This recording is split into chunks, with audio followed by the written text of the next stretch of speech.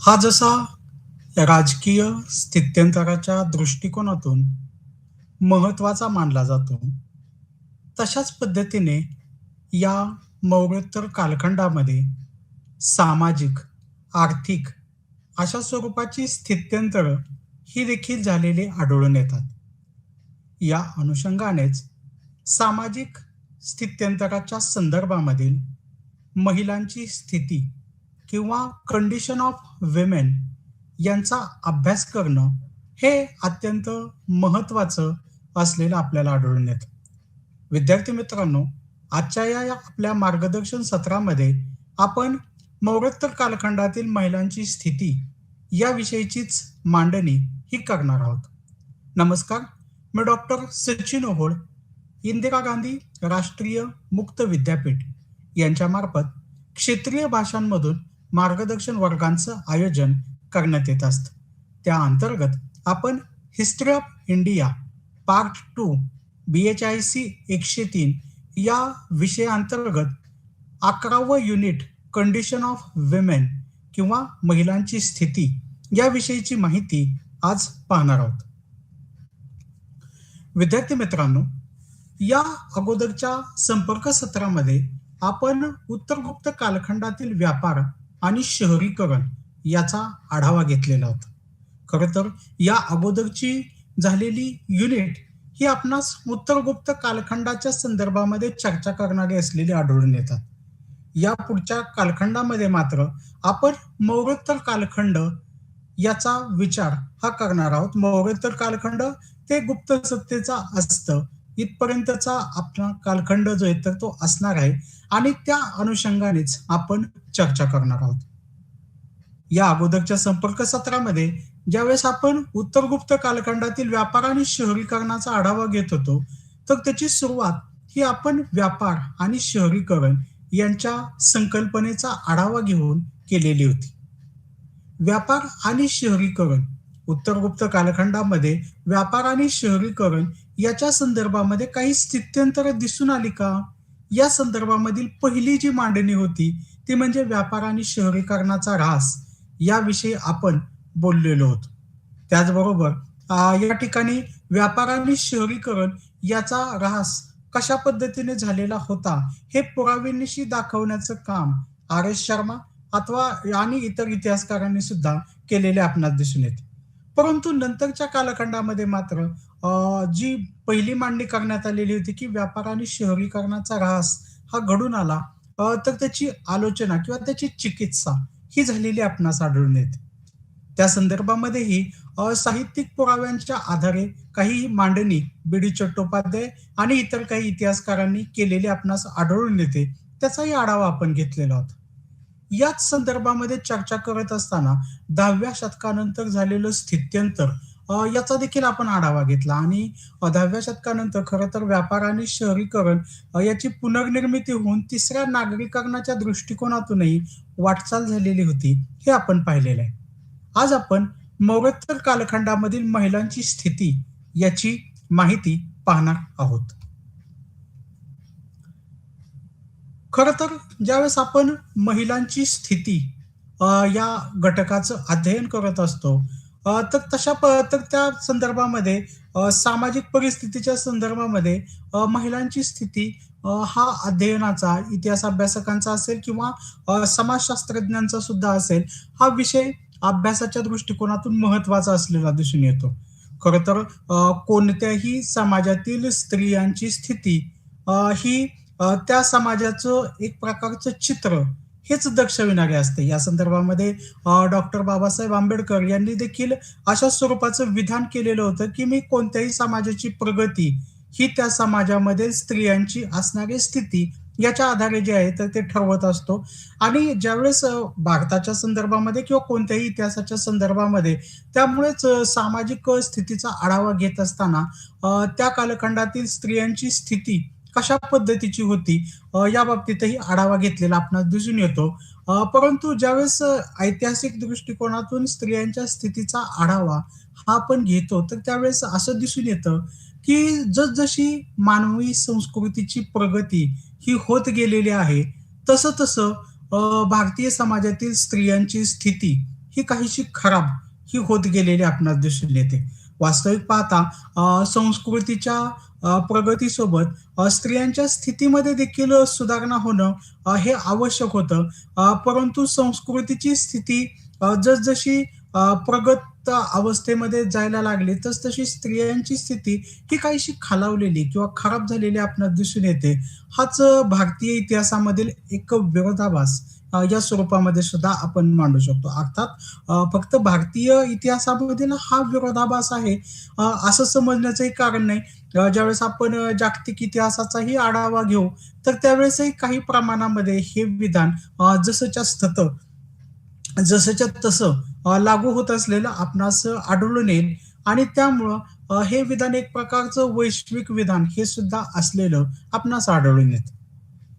खरं तर मौर्य कालखंडानंतरच्या स्त्रियांच्या स्थितीचा अभ्यास किंवा आढावा आपल्या या युनिटमध्ये मांडण्यात आलेला आहे. साहजिकच मौर्योत्तर कालखंडामध्ये झालेलं राजकीय स्थित्यंतर हे सुद्धा जे काही आहेत तर ते या स्त्रियांच्या स्थितीच्या संदर्भामध्ये एक महत्त्वपूर्ण असलेलं आपणास दिसून येतं. कारण की मौर्योत्तर कालखंडामध्ये भारतामध्ये वेगवेगळी एक प्रकारची परकीय मध्य आशियामधून आक्रमण झालेली आपणास आढळून येतात. साहजिकच या राजकीय स्थित्यंतराचा एक प्रकारचा परिणाम हा देखील स्त्रियांच्या स्थितीवर झालेला आपणास आढळून येतो आणि त्यामुळं त्या झालेल्या परिप्रेक्ष्यामधील महिलांची स्थिती ही सुद्धा काहीशी समजून घेणं हे आवश्यक असलेलं दिसून येतं. विशेषतः या संदर्भामध्ये आपण लक्षात घेतलं पाहिजे पहा, की राजकीय स्थित्यंतर झाल्यामुळं एक प्रकारची अस्थिर परिस्थिती ही निर्माण झालेली होती आणि या अस्थिर परिस्थितीमध्ये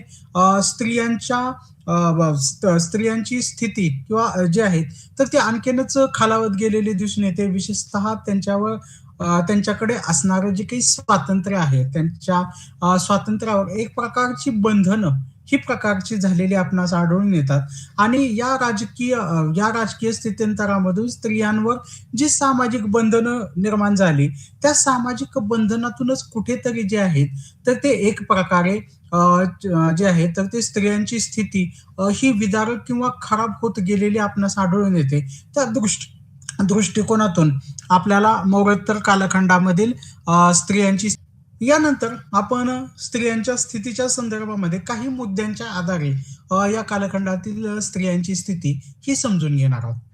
यामध्ये सर्वप्रथम विवाह या संदर्भामध्ये माहिती जे येतं ते पाहणार आहोत. अर्थातच ज्यावेळेस आपण विवाह या संदर्भामधील माहिती पाहत असतो, तर त्यामध्ये आपणास राज्याचे विवाह किंवा या कालखंडामध्ये जे राजे होऊन गेलेले होते, तर त्या राजांनी केलेले विवाह या संदर्भामध्येच मांडणी ही करावी लागते. त्याचं कारण असं आहे, की या कालखंडातील सामान्य लोकांच्या वैवाहिक स्थितीविषयी किंवा त्यांच्या विवाहाच्या पद्धतीविषयी एकंदरीतच आपणास अधिक पुरावे हे उपलब्ध होत नाहीत आणि त्यामुळंच ज्यावेळेस विवाह या गोष्टीची चर्चा ही आपणास करावी लागते, तर त्यावेळेस ते अर्थातच अभिजन वर्गातील विवाह याचीच चर्चा ही आपणास करावी लागत असलेले दिसून येते आणि त्यामुळेच राज्याचे किंवा राजाचे त्या कालखंडामध्ये होत असणारे विवाह या अनुषंगाने आपणास स्त्रियांची स्थिती काय होती याचं अनुमान हे करावं लागतं.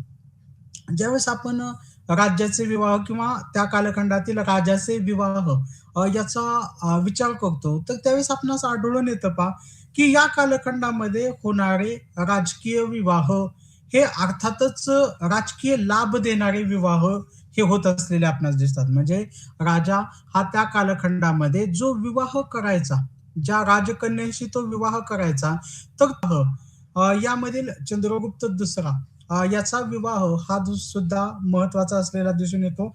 आपण त्याचा कुबेरनागा याच्याशी झालेल्या विवाहाच्या अनुषंगाने बोलत होतो पहा, की राजाचा किंवा नागराजाचा पराभव केल्यानंतर कुबेरनागा या त्याच्या कन्येशी समुद्रगुप्ताने चंद्रगुप्त दुसरा याचा जो काही आहे तर तो विवाह करून दिलेला आपणास आढळून येतो. जरी नाग राजघराण्याचा पराभव हा झालेला असला तरी नाग राजघराणे हे त्या कालखंडातील एक महत्वाचे राजघराणे होते आणि त्यामुळं त्यांचा जरी पराभव केलेला असला तरी त्याचा मिळणारा राजकीय लाभ किंवा त्यांच्या शक्तीचा मिळणारा राजकीय लाभ हा नक्कीच गुप्त घराण्याच्या दृष्टिकोनातून महत्त्वाचा होता. म्हणून चंद्रगुप्त दुसरा याचा विवाह कुबेर नागा हिच्याशी केलेला आपणास आढळून येतो. या चंद्रगुप्त दुसराच्या संदर्भामधील जो आहे तर ते दुसरं उदाहरण आपण असं सांगू शकतो, की या चंद्रगुप्त दुसरा याने आपली मुलगी प्रभावती गुप्ता हिचा विवाह जो काही आहे, तर तो वाकाटक राजा रुद्रसेन दुसरा याच्याबरोबर जे आहेत, तर ते करून दिलेला होता. खरं तर रुद्रसेन दुसरा हा नंतरच्या कालखंडामध्ये याचा मृत्यू झालेला होता आणि याचा मृत्यू झाल्यानंतरच्या कालखंडामध्ये प्रभावती गुप्ता हिनेच जो आहे तर तो एक प्रकारे राज्याचा कारभार, राज्यशकट हा आपल्या हाती घेतलेला होता आणि तो राज्यशकट अर्थातच चंद्रगुप्त दुसरा याच्या मार्गदर्शनाखाली मार्गक्रमण करत होता आणि त्यामुळं चंद्रगुप्त दुसरा हाच एक प्रकारचा वाकाटक राजघराण्याचा सुद्धा जो काही आहे, तर तो चालक बनलेला आपणास दिसून येतो. अशा पद्धतीने या कालखंडामध्ये राजकीय लाभ देणारे विवाह या दृष्टिकोनातून जे काही आहेत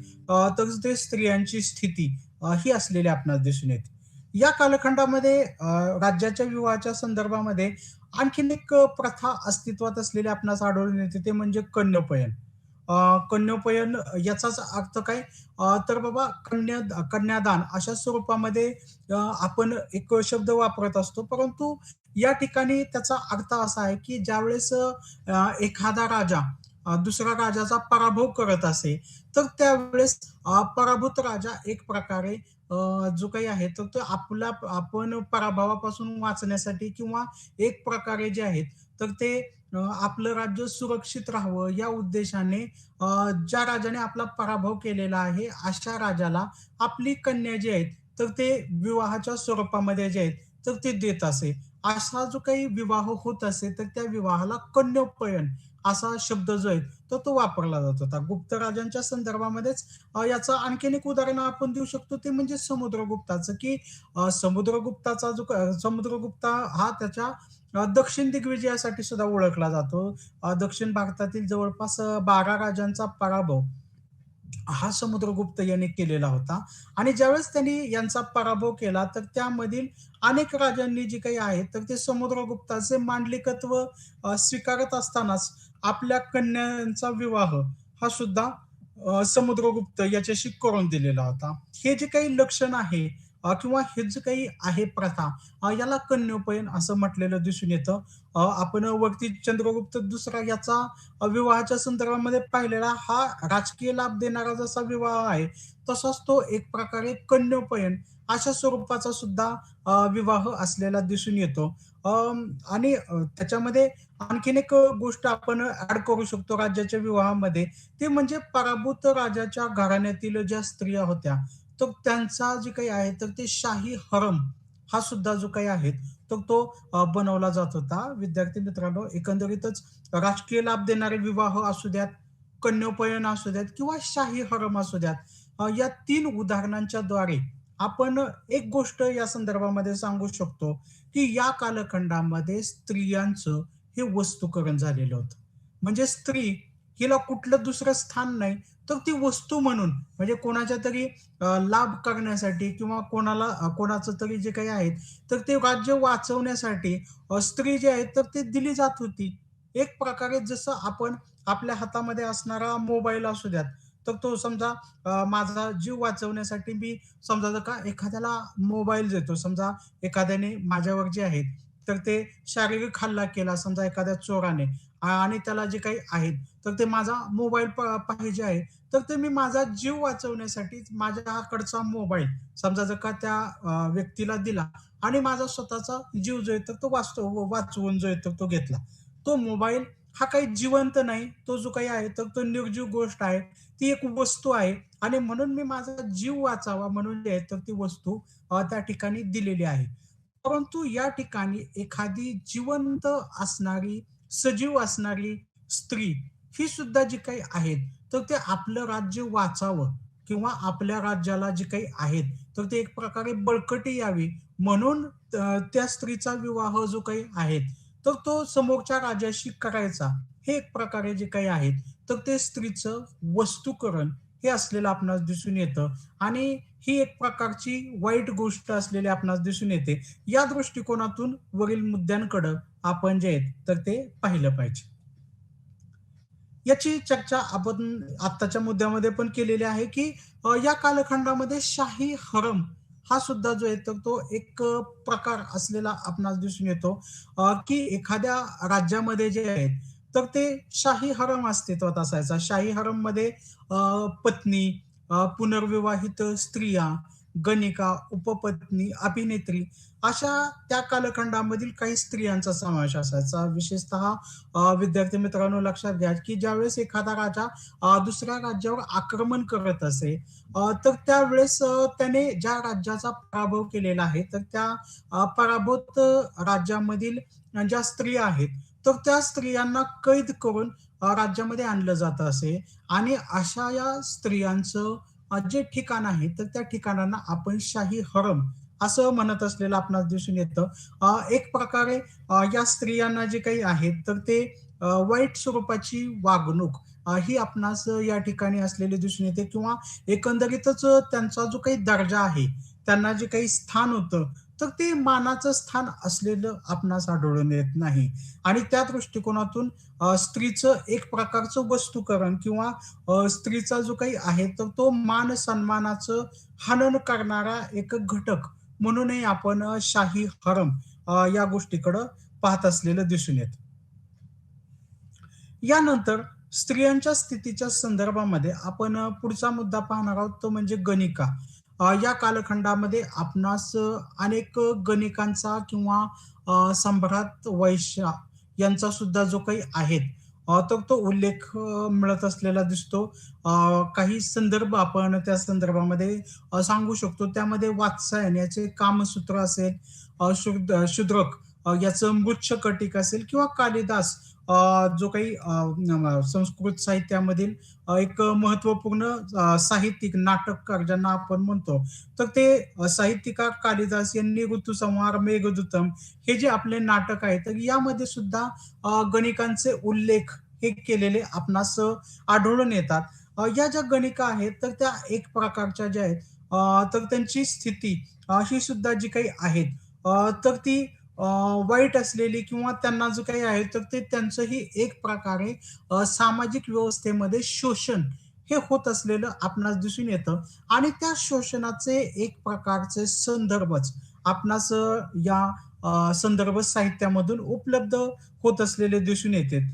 ह्या ज्या गणिका आहेत, तर त्या नृत्य, गायन, वादन यासारख्या कला प्रकारांमध्ये प्रवीण असलेले आपणास दिसून येतात. एक प्रकारे अशा स्वरूपाचंच काम हे त्यांना करण्यासाठी कुठेतरी बाध्य हे सुद्धा केलं जात असलेलं आपणास दिसून येतं आणि जो बाणभट्टाचा जो हर्षचरित्र आहे, तर त्या ग्रंथामधून आपणास गणितांच्या जे काही शोषण होत होतं, तर त्या शोषणाचे उल्लेख किंवा त्या शोषणाचे संदर्भ हे सुद्धा आपणास उपलब्ध होतात.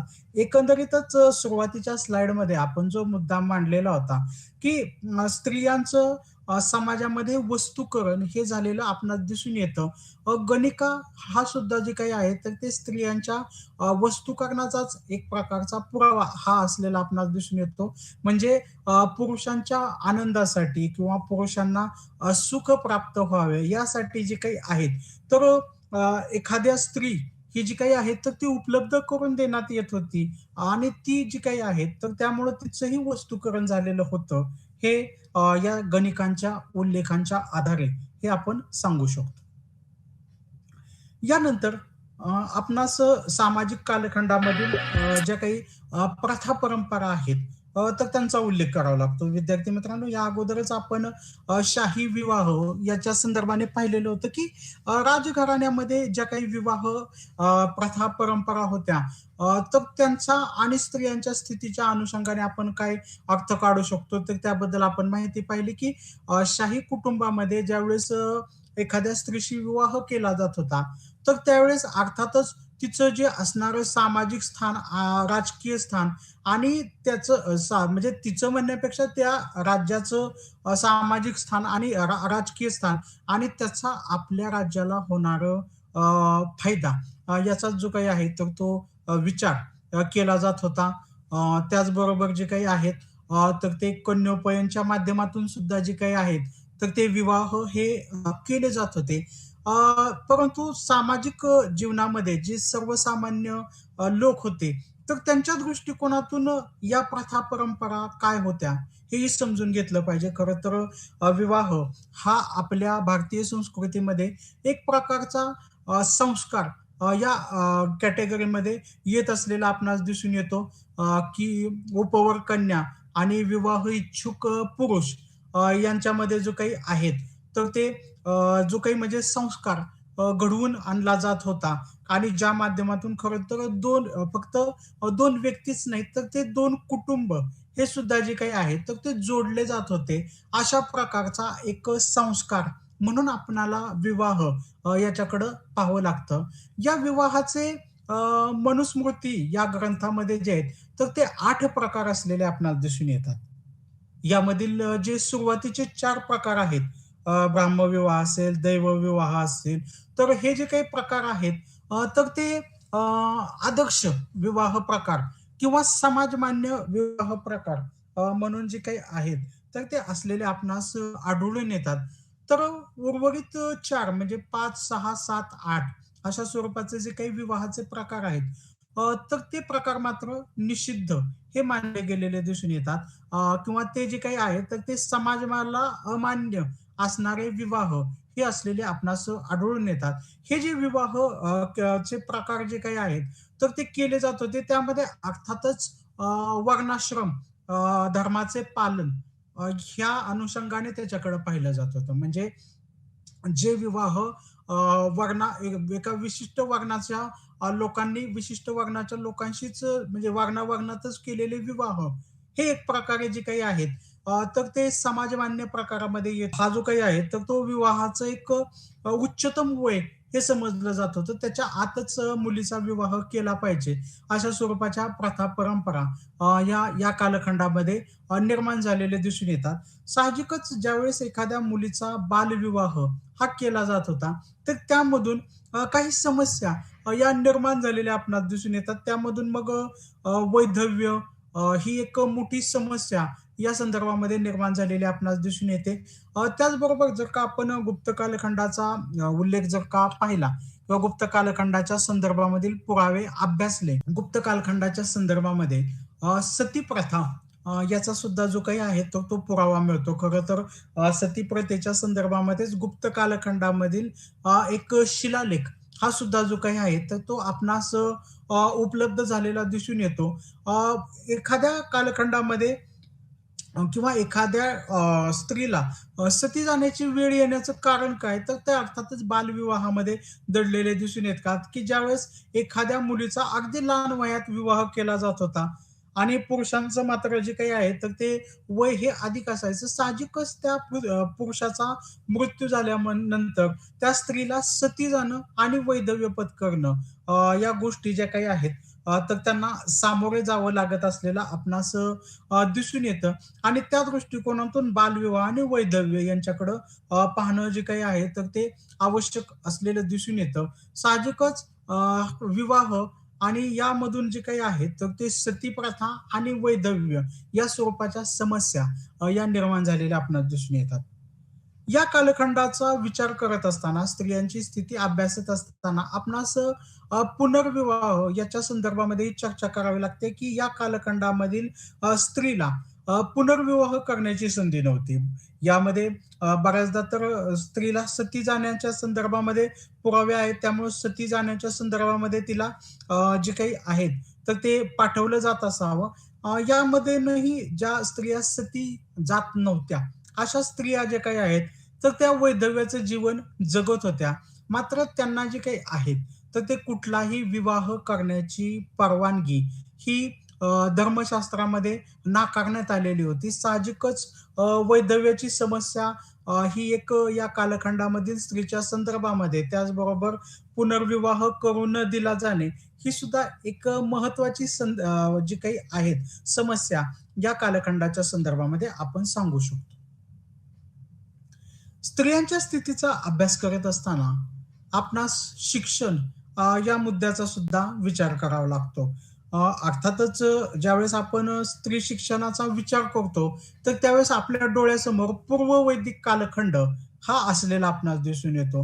पूर्ववैदिक कालखंड ज्यावेळेस आपण अभ्यासलेला होता, तर पूर्ववैदिक कालखंडाचा आढावा घेताना आपण सांगितलेलं होतं, की पूर्ववैदिक कालखंडामध्ये स्त्रियांची स्थिती ही इतर कोणत्याही कालखंडातील स्त्रियांच्या स्थितीपेक्षा अ, अधिक चांगली असलेली आपणास दिसून येते. त्याचं कारण सांगताना आपण सांगितलं होतं, की त्या कालखंडामधील स्त्रियांना हा शिक्षण घेण्याचा अधिकार हा देण्यात आलेला होता. म्हणजे त्या कालखंडामध्ये जी स्त्री शिक्षण घ्यायची तर त्या स्त्रीला ब्रह्मवादिनी असा शब्द वापरला जात होता. या ज्या स्त्रिया आहेत तर त्या वादविवाद स्पर्धेमध्ये सुद्धा ज्या आहेत तर त्या सहभागी होत असलेल्या आपणास दिसून येतात. अर्थात तरी सुद्धा त्याच्यामध्ये जे काही आहेत तर ते काही मर्यादा या सुद्धा असलेल्या आपणास दिसून येतात. की अगदीच म्हणजे त्या कालखंडामध्ये स्त्रियांची स्थिती ही उत्तम प्रकारची होती. त्यांना कुठल्याही स्वरूपाच्या समस्यांना हे सामोरं जावं लागत नव्हतं. असं समजण्याचं जरी कारण नसलं, तरी सुद्धा इतर कालखंडाच्या मानाने जे काही आहेत, तर ते पूर्ववैदिक कालखंडातील स्त्रियांची स्थिती ही अधिक चांगली असलेली आपणास आढळून येते. परंतु आपण ज्यावेळेस मौर्योत्तर कालखंडाचा विचार करतो, तर मौर्योत्तर कालखंडामध्ये बालविवाह ही प्रथा अस्तित्वात आलेली दिसते. साहजिकच मुलींचं लहान वयामध्ये तिला जर का म्हणजे तिचा विवाह हा केला जात होता, तर त्यामुळं तिचं जे शिक्षण घेण्याचा जो काही प्रकार आहे, तर तो एक प्रकारे बंद झालेला आपणास दिसून येतं. अर्थातच राजघराण्यातील स्त्रियांच्या बाबतीमध्ये मात्र हा अपवाद आपण म्हणू शकतो. म्हणजे या कालखंडाचंच ज्यावेळेस आपण उदाहरण देतो, तर त्यावेळेस प्रभावती गुप्ता हिचं उदाहरण जे काही आहे, तर ते आपण देऊ शकतो, की प्रभावती गुप्ता की जिने नंतरच्या कालखंडामध्ये आपल्या पतीच्या निधनानंतर जे काही आहे, तर ते आपल्या मुलांच्या वतीने राज्यकारभार जो आहे, तर तो पाहिलेला होता. हा जो ती राज्यकारभार पाहू शकली, त्याचं कारण अर्थातच शिक्षण हे असलं पाहिजे. हे आपण या ठिकाणी जे आहे, तर ते लक्षात घेतलं पाहिजे. म्हणजे आपणास या ठिकाणी वेगळेपण असं दिसून येतं, की सर्वसामान्य स्त्रियांच्या दृष्टिकोनातून शिक्षण अ, हा जो काही घटक आहे, तर तो काहीसा बाजूला पडलेला होता. परंतु राजघराण्यातील स्त्रियांना मात्र काही प्रमाणात का होईना, पण शिक्षण घेण्याची संधी ही एक प्रकारे त्यांना दिली जात होती. या अनुषंगाने सुद्धा शिक्षण या गोष्टीकडे पाहिले पाहिजे. परंतु एकंदरीतच शिक्षण हा जो काही घटक आहे, तो घटक या ठिकाणी बाजूला राहिलेला आपणास आढळून येतो. यानंतर आपण माहिती पाहूयात तो म्हणजे व्यवसाय. म्हणजे या कालखंडामधील स्त्रिया ज्या काही आहेत, तर त्यांची सामाजिक स्थिती ज्यावेळेस आपण पाहतो, तर त्यावेळेस अर्थातच त्यांच्यावर वेगवेगळ्या प्रकारची बंधनं ही असलेली आपणास दिसून येतात, की त्यांचा विवाह हा लवकर केला जात होता, की ज्याला आपण बालविवाह म्हटलं. त्याच्यानंतर त्या बालविवाहामधूनच त्यांना एक प्रकारे बऱ्याचदा सती प्रथेला किंवा वैधव्यालाही सामोरे जे आहे तर ते जावं लागत होतं आणि कमी वयामध्ये वैधव्य प्राप्त होऊन सुद्धा त्यांना पुनर्विवाह करण्याचा अधिकार हा काही प्राप्त झालेला नव्हता. त्याचबरोबर बालविवाह प्रथेमुळे त्यांचं एक प्रकारे शिक्षण हे सुद्धा काही प्रमाणामध्ये थांबलेलं किंवा शिक्षणापासून त्या वंचित राहिलेल्या आपणास आढळून येतात. त्या दृष्टिकोनातूनही त्यांची अवस्था ही जशी वाईट होती, तशा पद्धतीने व्यावसायिक संदर्भामध्ये जे आहेत, तर त्यांचं स्थान काय होतं किंवा एखाद्या व्यवसाय उद्योगधंदे, व्यवसाय या संदर्भामध्ये स्त्रियांना काही स्थान होतं का नव्हतं, हे सुद्धा जे काही आहेत, तर ते आपण तपासून पाहिलं पाहिजे. ज्यावेळेस या कालखंडातील स्त्रिया कोणता व्यवसाय करत होते, हा आपण मुद्दा पाहतो, तर त्यावेळेस लक्षात येतं पहा, की या कालखंडामधील स्त्रिया अ, घरातील किंवा याच्या संदर्भामधील घरगुती व्यवसायाच्या संदर्भामध्ये त्या पुढे आलेल्या आपणास दिसून येतात. विशेषतः शेती या व्यवसायामध्ये स्त्रिया या सहभागी असलेल्या दिसून येतात. अर्थातच सर्वसामान्य कुटुंबातील स्त्रियांच्या संदर्भाने आपण या गोष्टीची चर्चा करत आहोत. तर या कालखंडामध्ये असणाऱ्या ज्या स्त्रिया आहेत, तर ते शेतीमध्ये शेती व्यवसायामध्ये सहभागी असलेल्या दिसून येतात. त्याचबरोबर कापड रंगविणे, मातीची भांडी बनविणे, सौंदर्य प्रसाधने बनवणे आणि यासारख्या गोष्टींमध्ये ज्या काही आहेत, तर त्या सहभागी होत असलेल्या दिसून येतात. अर्थातच शेती, कापड रंगवणे, मातीची भांडी बनवणे, सौंदर्य प्रसाधने बनवणे अ, या व्यवसायांचं स्वरूप हे घरगुती स्वरूपाचं असलेलं दिसून येतं आणि या घरगुती व्यवसायामध्ये सहभागी होणारी स्त्री हिचं स्थानही कुठेतरी दुय्यम अशा स्वरूपाचंच असलेलं दिसून येतं. म्हणजे आपण जसं म्हणतो, की मदतनीस किंवा या स्वरूपाचं तिचं स्थान असलेलं दिसून येतं. हे जे व्यवसाय आहेत, तर ते स्वतंत्रपणे करण्याचं स्थान हे तिचं नव्हतं. तर एकंदरीतच कुटुंबामध्ये असणाऱ्या व्यवसायामध्येच कुठेतरी हातभार लावणे हा तिचा जो काही आहे तो कौल होता. अर्थातच हातभार लावणे म्हणजे बऱ्याचदा हे जे व्यवसाय आहेत, तर त्या व्यवसायाची जबाबदारी जरी तिची असेल, तरी त्याचं श्रेय हे मात्र तिला दिलं जात होतं, असं मात्र नाही. एकंदरीतच या स्त्रिया व्यवसायामध्ये जरी असल्या, घरगुती व्यवसायामध्ये जरी असल्या, तरी त्या कामाचं श्रेय हे मात्र त्यांना प्राप्त झालेलं होतं. असं मात्र आपल्याला आढळून येत नाही. त्यानंतर शेवटचा मुद्दा व्यवसायाच्या संदर्भामध्ये आपण सांगू शकतो. तो म्हणजे अ, या कालखंडातील स्त्रिया या शाही दरबारातील सेवा अ, हा व्यवसाय सुद्धा करत होत्या. अर्थातच शाही दरबारातील सेवांमध्ये नृत्य, गायन आणि वादन या कला प्रकारामध्ये स्त्रिया या सहभागी होत होत्या. हा त्यांचा एक प्रकारचा व्यवसाय होता. हेही आपण लक्षात घेतलं पाहिजे. परंतु हा व्यवसाय हे सुद्धा म्हणजे एक प्रकारे स्त्रीच्या प्रतिष्ठेला एक प्रकारचं दुय्यमत्व देणारे अशा स्वरूपाचेच व्यवसाय असलेले आपणास दिसून येतात, की नृत्य करणाऱ्या किंवा गायन करणाऱ्या किंवा वादन करणाऱ्या ह्या ज्या स्त्रिया होत्या, तर त्या स्त्रियांना अर्थातच समाजामध्ये मानाचं स्थान मिळत नव्हतं किंवा या ज्या स्त्रिया आहेत, तर त्या समाजामध्ये ज्यावेळेस वावरत होत्या, तर त्यावेळेस त्यांना एक प्रकारे वेगळ्या नजरेने दुय्यमत्वातून त्यांच्याकडे जे आहे, तर ते पाहिलं जात होतं. या दृष्टिकोनातूनही शाही दरबारातील त्यांचा सेवा किंवा शाही दरबारातील त्यांचा कलाप्रकार सादर करण्याचा व्यवसाय याकडे पाहिलं पाहिजे. एकंदरीतच ज्यावेळेस आपण सामाजिक स्थानाचा त्यांचा अभ्यास करतो, तर त्यावेळेस आर्थिक दृष्टिकोनातूनही त्यांना हे दुय्यमत्वच प्राप्त झालेलं होतं. हेही आढळून येतं. त्यानंतर आर्थिक दृष्टिकोनातूनच पुढचा मुद्दा आपण पाहूयात तो म्हणजे स्वामित्व अधिकार, की या कालखंडामध्ये स्त्रियांना स्वामित्व म्हणजे एक प्रकारची मालकी त्यांना जी काही आहे तर ते कुठल्या संपत्तीवर जी काही आहेत तर ती मालकी असलेली आपणास दिसते का?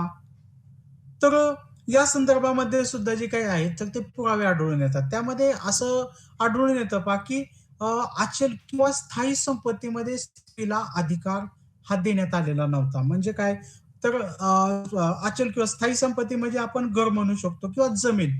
तर या संपत्तीचा किंवा घरावर किंवा जमिनीवर स्त्रीला कुठल्याही स्वरूपाचा अधिकार किंवा कुठलंही घर किंवा जमीन ही स्त्रीच्या नावावर केली जात नव्हती.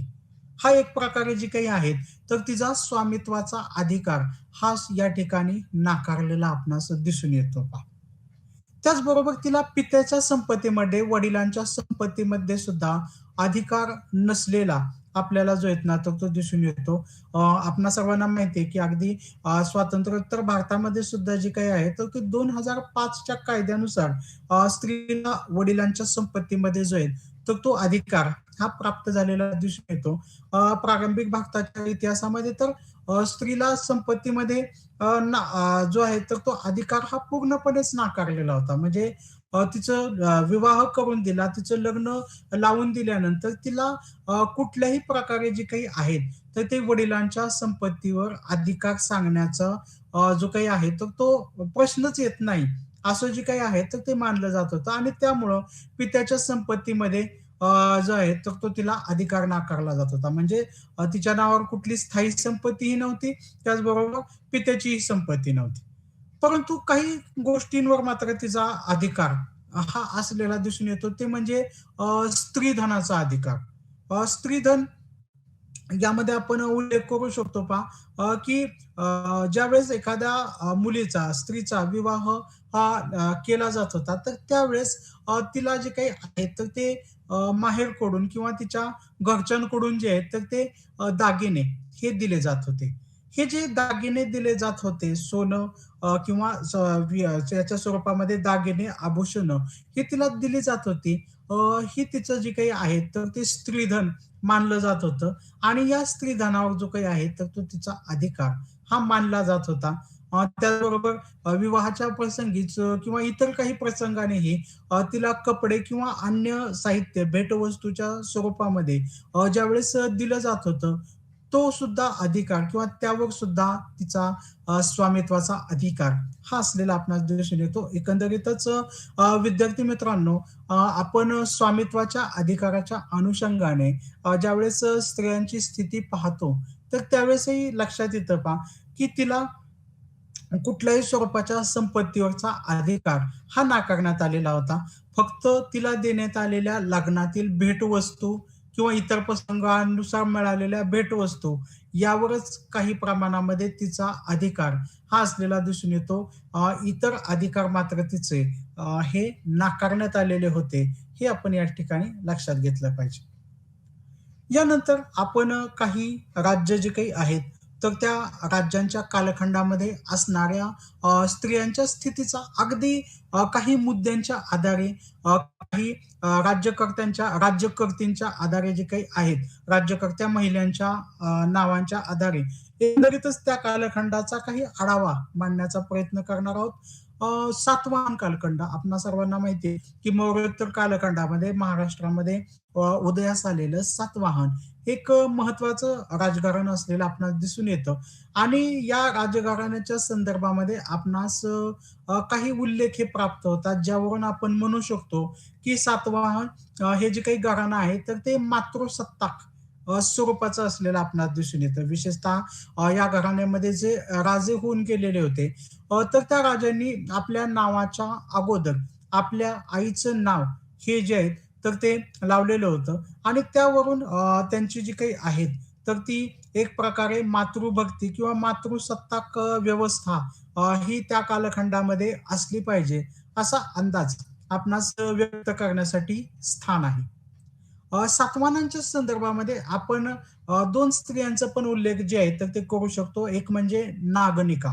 खरं तर नागनिका ही महाराष्ट्राच्या इतिहासामधील पहिली स्त्री राज्यकर्ती आहे. हे सुद्धा आपण या ठिकाणी लक्षात घेतलं पाहिजे. कारण की सातवाहन हे महाराष्ट्रातलं आद्य राजघराणे आहे आणि या आद्य राजघराण्यातली पहिली स्त्री राज्यकर्ती म्हणजे नागनिका आहे आणि त्यामुळं नागनिका ही महाराष्ट्रातील सुद्धा आद्य स्त्री राज्यकर्ती आहे. हे आपण या ठिकाणी लक्षात घेतलं पाहिजे. विशेषतः हिचा जो काही नाणेघाट या ठिकाणचा जो काही शिलालेख हा उपलब्ध आहे. त्यावरून आपणास सातवाहन राज्यांची पण अ, बऱ्यापैकी व्यवस्थित माहिती ही उपलब्ध होते आणि त्या दृष्टिकोनातूनही राज्यकर्ती म्हणून त्याचबरोबर शिलालेखांची निर्मिती करणारी अ, स्त्री म्हणून सुद्धा जो काही आहे, तर तो आपल्याला नागनिकेचा उल्लेख हा जो आहे, तर तो करावा लागतो.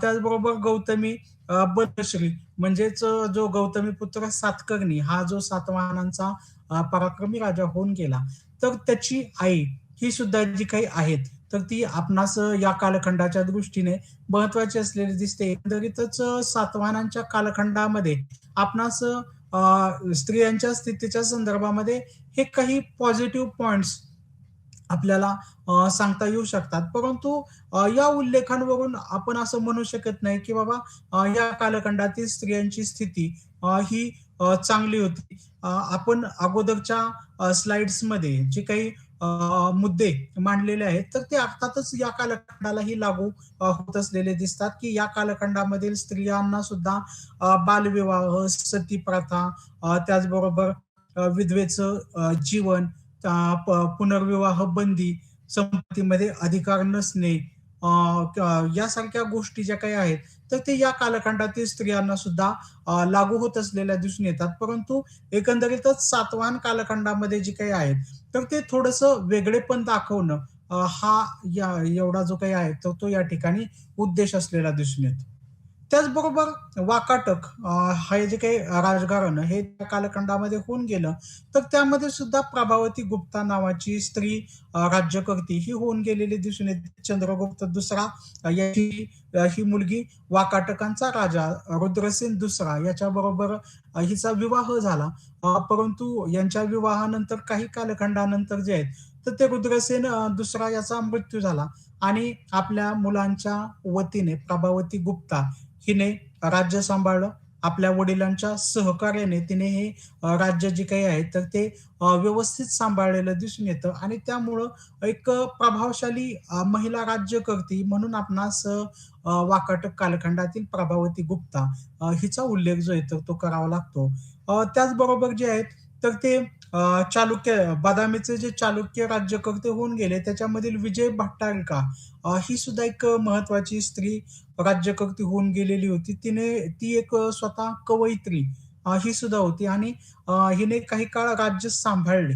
असेही पुरावे आपणास प्राप्त होतात. एकंदरीतच दख्खनच्या इतिहासाचा धांडोळा घेत असताना आपणास त्या कालखंडामधील काही प्रभावशाली महिलांचे उल्लेख हे प्राप्त होतात. परंतु अगोदर सांगितल्याप्रमाणे त्या कालखंडातील स्त्रियांची स्थिती दाखवण्यासाठी हे उल्लेख पुरेसे नाहीत. तर त्या कालखंडातील काही प्रभावशाली महिला यांचं ओळख आपल्याला करून देणं एवढंच याचा जो आहे तर तो उल्लेख असलेला आपणास दिसून येतो. यानंतर आपण पाहणार आहोत तो म्हणजे संगम काळ आणि उत्तर संगम काळ. आपणा सर्वांना माहिती आहे की दक्षिण भारतामध्ये 3 संगम जे आहेत तर ते होऊन गेलेले दिसून येतात.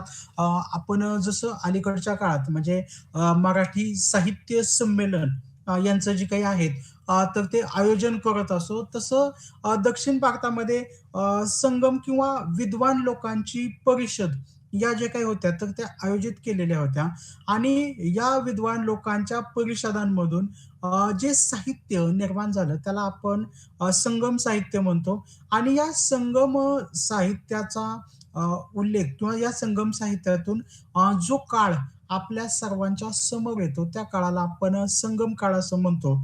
तर या संगम काळानंतरचा काळ म्हणजे उत्तर संगम काळ. या दृष्टिकोनातून आपण त्याच्याकडं जे आहे, तर ते पाहिलं पाहिजे. अर्थातच संगम कालखंडाच्या आणि जे काही आहेत त्याची माहिती मिळविण्याच्या दृष्टिकोनातून महत्त्वाचं साधन हे संगम साहित्यच असलेलं आपणास दिसून येतं. या संदर्भामध्ये काही उल्लेख आपणास करता येतात, की बाबा या कालखंडामधील सामाजिक आणि न्यायिक स्थिती जी काही आहे, तर ती स्त्रियांची स्थिती ही पुरुषांप्रमाणे नसलेली दिसते पहा. म्हणजे काय, की सामाजिक दृष्टिकोनातूनही स्त्रियांचं स्थान हे एक प्रकारे दुय्यम होतं. तर ज्यावेळेस न्यायालयीन प्रकरण समोर येत होते किंवा ज्यावेळेस जे काही आहे तर ते न्यायालयीन वादविवाद समोर येत होता, तर त्यावेळेस सुद्धा जे काही आहे, तर ते स्त्रीला एक प्रकारचं जे काही आहे, तर ते भेदभावपूर्ण वागणूक हीच दिली जात होती आणि त्यामुळं सामाजिकदृष्ट्या, न्यायिकदृष्ट्या म्हणजे जे काही न्यायशास्त्र मानलं जातं, तर ते न्यायशास्त्राच्या दृष्टिकोनातूनही स्त्रियांची स्थिती ही काहीशी दुय्यमत्व प्राप्त झालेलीच आपणास दिसून येते. अर्थातच या कालखंडामध्ये पितृसत्ताक व्यवस्था ही असलेली दिसून येते आणि या कालखंडामध्ये महिलांच्या आदर्श वागण्यावर किंवा आदर्श महिला तत्वावर हा भर दिलेला होता. म्हणजेच काय तर महिलांनी जे काही आहे तर ते आदर्श स्वरूपाचं वागणं तिचं जे काही आहे तर ते असलं पाहिजे. म्हणजे एक प्रकारे तिच्या वागण्या, बोलण्यावर बंधनं असलेली दिसून येतात, की जी स्त्री जी काही आहे तर ते तिचं वागणं उत्तम.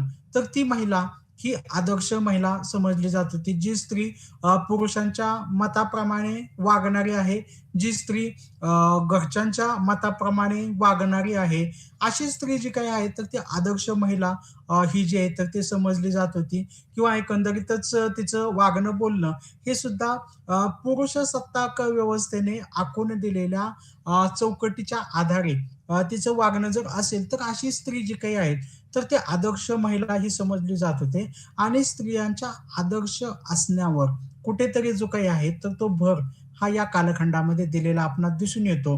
परंतु जरी आदर्श महिलांना समाजामध्ये श्रेष्ठ स्थान हे जरी देण्यात आलेलं असलं तरी सुद्धा एक प्रकारे वैश्या किंवा ज्यांचा जो काही आहेत वैश्य व्यवसाय याचा सुद्धा संदर्भ उपलब्ध होत असलेला दिसून येतो. म्हणजेच काय तर कुटुंबामध्ये असणाऱ्या स्त्रीला कुठेतरी जे आहे तर ते आदर्श वागण्याचं बंधन अ, हे जे आहे तर ते समाजामध्ये घातलं जात होतं. तर दुसरीकडं आपली वासनापूर्ती करण्याच्या उद्देशाने समाजामधील स्त्रियांना अ, वैश्य म्हणून सुद्धा जे काही आहेत, तर ते उभा केलं जात होतं. हा कुठेतरी जो काही आहे, तर तो विरोधाभास हा सुद्धा जो काही आहे, तर तो आपणास आढळून येत असलेला दिसून येतो. अर्थातच विवाह हा संगम कालखंडामध्ये आणि उत्तर संगम कालखंडामध्ये सुद्धा एक संस्कार म्हणूनच अस्तित्वात असलेला दिसून येतो. एकंदरीतच संगम कालखंडामध्ये आणि उत्तर संगम कालखंडामध्ये जरी स्त्रियांच्या स्थितीचा आढावा घेतला तरी सुद्धा ह्या कालखंडामध्ये अस्तित्वात असणाऱ्या प्रथा, परंपरा या कुठेतरी स्त्रियांना दुय्यमत्व देणाऱ्या असलेल्या आपणास दिसून येतात. या कालखंडामध्ये जी काही मांडणी करण्यात आलेली होती, ती जी काही व्यवस्था ही निर्माण करण्यात आलेली होती, तर ती व्यवस्था अर्थातच स्त्रीला कुठेतरी दुय्यमत्व देणारी होती, हे आपण या ठिकाणी लक्षात घेतलं पाहिजे. अ, यानंतर सुदूर दक्षिणेतील पांड्य आणि पल्लव राज्यांच्या कालखंडातील स्त्रियांच्या स्थितीच्या संदर्भामधील काही अ, नवीन मुद्दे हे फक्त आपण या ठिकाणी मांडणार आहोत. पांड्य आणि पल्लव या कालखंडाचा ज्यावेळेस आपण उल्लेख करतो, तर त्यावेळेस या कालखंडामध्ये मंदिर निर्मिती ही अधिक प्रमाणात झालेली आपणास आढळून येते आणि विशेष म्हणजे राजासोबत या कालखंडामध्ये त्याची राणी ही सुद्धा मंदिर निर्मितीच्या कार्यामध्ये ही सहभागी होत असलेली दिसते. म्हणजे एकंदरीतच कुठल्या ना कुठल्या माध्यमातून आपल्यातील ज्ञानाची चुणूक ही दाखवून देण्याचं काम हे या कालखंडातील स्त्रियांनी केलेलं होतं. हे दाखवणं की हाच या मुद्द्याच्या संदर्भामधला जो काही आहे, तर तो उद्देश असलेला आपणास दिसून येतो, की बाबा ठीक आहे, की या कालखंडामधील जे काही आहे, तर ते अभिजन वर्गातील, उच्च वर्गातील स्त्रिया ज्या काही आहेत, तर ते कुठल्या ना कुठल्या गोष्टीमध्ये जे काही आहे, तर ते सहभागी होत होत्या. एवढाच त्याचा जो आहे, तर तो उल्लेख नाही. तर त्या माध्यमातून या कालखंडामध्ये स्त्री आपलं जे काही आहे, तर ते कला कौशल्य म्हणा किंवा आपलं जे काही ज्ञान आहे, आपल्याकडं असणारं जे काही स्किल आहे, ते मिळेल त्या ठिकाणी जे काही आहे, तर ते वापरण्याची संधी जी काही आहे, तर ती शोधत होती. हा मुद्दा आणि आपण लक्षात घेतलं पाहिजे आणि त्यामुळं या कालखंडामधील स्त्रिया ह्या सुद्धा जे काही आहेत, तर ते मंदिर निर्मितीच्या कार्यामध्ये जे आहेत, तर ते सहभागी होऊन आपलं जे काही आहे, तर ते अस्तित्व आपलं जे काही आहे श्रेय किंवा आपलं जे काही आहे ते कौशल्य दाखवण्याचा प्रयत्न करत होत्या. हा या ठिकाणचा जो काही आहे तर तो मुद्दा लक्षात घेतला पाहिजे. परंतु जसं मंदिर निर्मिती या कालखंडामध्ये झाली, तर त्या मंदिर निर्मितीमध्ये जशा स्त्रिया सहभागी होत्या, हे जसं वेगळेपण आपण सांगू शकतो, तशाच पद्धतीने या कालखंडामध्ये देवदासी प्रथा ही सुद्धा या मंदिरांच्या निर्मितीमुळं जे काही आहे, तर ती अधिक अस्तित्वात आलेली दिसून येते पहा, की काही मुली, स्त्रिया या देवाची सेवा करण्याच्या उद्देशाने जे काही आहेत, तर ते देवाला अर्पण करण्याची जी काही प्रथा आहे, तर त्या प्रथेला देवदासी प्रथा असं म्हटलं जात होतं. म्हणजे या स्त्रिया अविवाहित राहून आयुष्यभर देवाची सेवा करण्याच्या उद्देशाने जे आहेत, तर त्या अर्पण केल्या जात होत्या.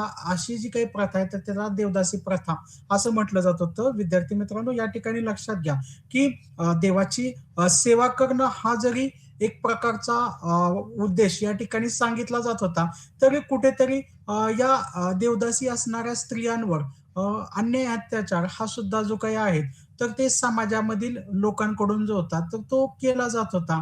आणि एकंदरीतच ज्यावेळेस एखाद्या स्त्रीला अर्पण केलं जातं, तर त्यावेळेस तिचं वस्तुकरण तर झालेलं असतं. त्याचबरोबर तिचं जे काही आहे, तर ते स्वतंत्र अस्तित्व राहत नाही. तिच्या ज्या काही नैसर्गिक भावभावना आहेत, तर त्याचाही सन्मान केला जात नाही. तिला विवाह करण्याचा, शिक्षण घेण्याचा, संपत्तीचा किंवा एकंदरीतच माणूस म्हणून जगण्याचा अधिकार हा सुद्धा कुठेतरी जो आहे, तर तो नाकारला गेलेला आपणास दिसून येतो आणि या सगळ्या गोष्टी नाकारल्या जात असतानाच कुठेतरी शोषण हे सुद्धा जे काही आहे, तर ते केलं जात होतं. या अनुषंगाने आपण या प्रथेकडं जे आहे तर ते पाहणं आवश्यक आहे. या कालखंडातील स्त्रियांच्या संदर्भामधील हा एक वेगळेपणाचे जे काही मुद्दे आहेत, तर त्या अनुषंगाने आपण पाहिलं पाहिजे. अर्थातच इतर असणारे मुद्दे हे सुद्धा या कालखंडामध्ये आहेतच. फक्त या संदर्भामध्ये असणारे जे काही नवीन मुद्दे किंवा या संदर्भामध्ये असणाऱ्या वेगळेपण दाखवण्याच्या उद्देशाने फक्त एवढ्याच मुद्द्यांची चर्चा ही आपण केलेली आहे. विद्यार्थ्यांनो, आपण आता समारोपाकडं जे आहे तर ते आलेलो आहोत. एकंदरीतच आपण आजच्या मार्गदर्शन सत्रामध्ये मौर्योत्तर कालखंड ते इसवी सन 800 म्हणजे इसवी सन पूर्व 300 तर इसवी सन 800 या कालखंडामध्ये असणारी जी स्त्रियांची स्थिती आहे तर त्या अनुषंगाने जे आहे तर ते चर्चा केलेली होती आणि या चर्चेच्या अनुषंगाने आपण ज्यावेळेस माहिती पाहिली तर एकच शब्दामध्ये आपण सांगू शकतो, की या स्त्रियांची स्थिती खराब होती किंवा या स्त्रिया या काळातील स्त्रियांची स्थिती ही एकंदरीतच विदारक अशा स्वरूपाची असलेली आपणास दिसून येते. खरं तर स्त्रियांची 2 गटामध्ये वर्गीकरण केलेली होती, की पतिव्रता असणारी स्त्री आणि गणिका असा त्यांच्यामध्ये जो होता, तर तो भेद केलेला होता आणि एकंदरीतच या कालखंडातील महिलांच्या संदर्भामध्ये त्यांची शुद्धता, पवित्रता, त्यांची असणारी निष्ठा यावरच अधिक भर हा दिलेला आपणास आढळून येतो.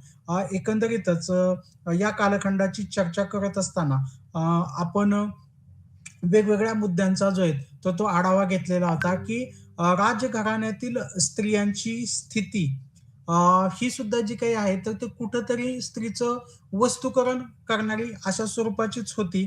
तर सर्वसामान्य कुटुंबातील स्त्रियांची स्थिती यामध्ये सुद्धा जे काही आहे, तर ते स्त्रियांना दुय्यमत्व आणि त्यांचं वस्तुकरण हे केलेलंच आपणास आढळून येतं आणि त्यामुळं स्त्रियांची स्थिती ही या कालखंडामध्ये खराब असलेली आपणास दिसून येते आणि उत्तरोत्तर कालखंडामध्ये स्त्रियांच्या स्थानामध्ये किंवा स्त्रियांच्या स्थितीमध्ये अधिकच खराब प्रवृत्ती ही वाढत गेलेली आपणास दिसून येते आणि त्यामुळं स्त्रियांच्या स्थितीचा अभ्यास हा या कालखंडाच्या दृष्टीने महत्त्वाचा असलेला दिसून येतो. तर विद्यार्थी मित्रांनो, अशा पद्धतीने आपण आजच्या या संपर्क सत्रामध्ये स्त्रियांची स्थिती हा एक महत्त्वाचा मुद्दा जो आहे, तर तो मांडलेला आहे, की याच्यामध्ये जे काही आहे, तर ते आपण स्त्रियांची जी स्थिती आहे, तर ती स्त्रियांची स्थिती या कालखंडामध्ये कशा पद्धतीने खराब होत गेलेली आपणास दिसून येते आणि या कालखंडामध्ये ज्या वेगवेगळ्या प्रथा आणि परंपरा निर्माण झालेल्या होत्या, तर या प्रथा आणि परंपरांच्या द्वारे स्त्रियांची स्थिती ही उत्तरोत्तर कशी खराब होत गेलेली होती, त्याचाही आपण या ठिकाणी आढावा घेतलेला आहे. मला वाटतं आपण या मुद्द्याची अगदी सविस्तर चर्चा केलेली आहे. तरी देखील अभ्यासक्रमाच्या किंवा आपल्या या विषयाच्या अधिक चांगल्या आपल्याला आकलन व्हावं या दृष्टिकोनातून आपण आपल्याकडे उपलब्ध असणारं अध्ययन साहित्य याचा बारकाईने अभ्यास करावा. तसेच या अध्ययन साहित्याच्या जे आहेत, तर ते अगदी शेवटी आपणास संदर्भ साहित्य सूची ही सुद्धा उपलब्ध करून दिलेली आढळते. या संदर्भ साहित्य सूचीचा मध्ये असणारे जे काही ग्रंथ आहेत, तर ते सुद्धा आपण वेळ काढून जे काही आहे, तर ते त्याचं अध्ययन हे केलं पाहिजे. त्याच्या अध्ययनातून नक्कीच आपणास या विषयाचं वेगळेपण किंवा या विषयाचं सूक्ष्म आकलन होण्याच्या दृष्टिकोनातून हा विषय एक महत्त्वपूर्ण आहे.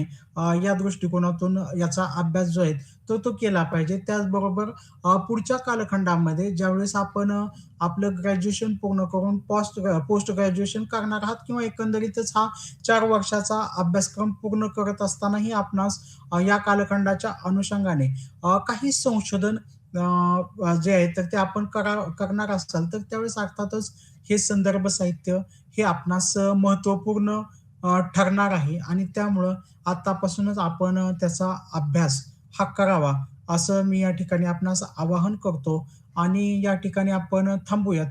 धन्यवाद.